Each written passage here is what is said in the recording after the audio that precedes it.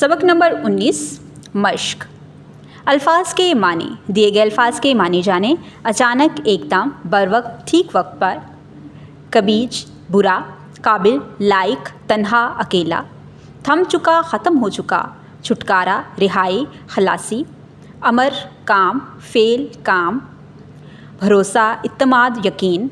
पिटाई करना, मारना। तमीज़, फ़र्क, जन्म, पैदा। इनकाद, मुनक्कद होना, लत, आदत। आप क्या समझे? सबक के मुताबिक दुरुस्त जवाब पर गुड का निशान लगाएं।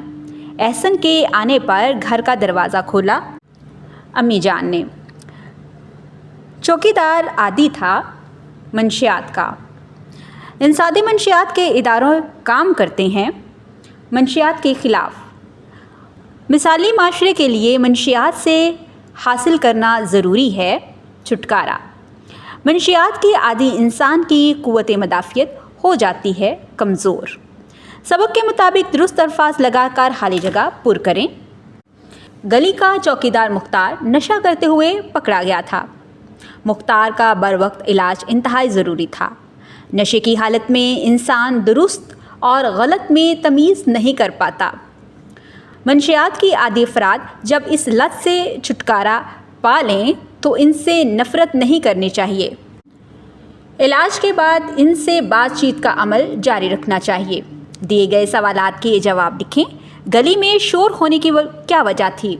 गली में शोर होने की वजह ये थी कि मोहल्ले के चौकीदार मुख्तार को असद खालू ने नशा करते हुए पकड़ लिया था। पड़ोसी जमील भाई ने चौकीदार को क्यों बचाया? जमील भाई ने चौकीदार की पिटाई से इसे इसलिए बचाया कि उनका ख्याल था कि मुख्तार एक बुरी आदत का शिकार है, इसे मारने की बजाय इसकी मदद करनी चाहिए। मंशियात से क्या मुराद है? मंशियात से मुराद ऐसी मुज़र सेहत और नशा आवर अशिया हैं जिसके इस्तेमाल से इंसान के असाब मफलूज हो जाते हैं और वो होशो हवास खो बैठता है।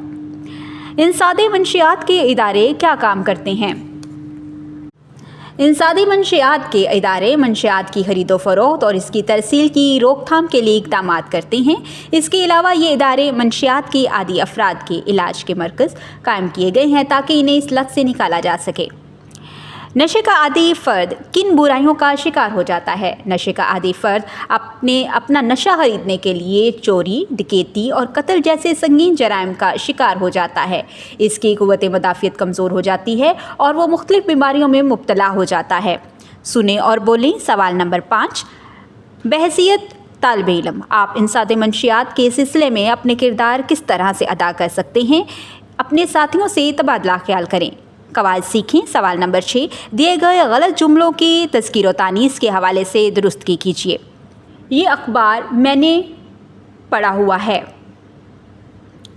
मेरे सर में दर्द हो रहा है। हमारी अम्मी बहुत बीमार हैं। जैसे ही जनवरी शुरू हुआ सर्दियों का आगाज़ हो गया। ये दही खट्टा हो गया है।